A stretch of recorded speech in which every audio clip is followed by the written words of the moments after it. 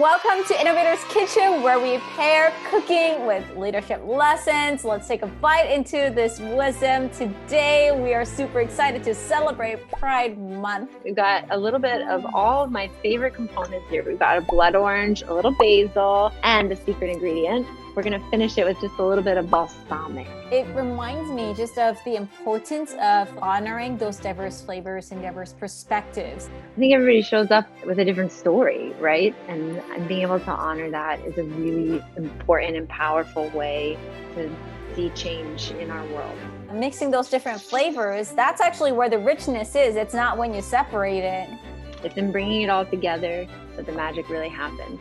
Blood orange, that's fine by itself. Basil, beautiful, dandy. You put them together and you add a little bit of this balsamic, you're gonna wow yourself with the rainbow of life here.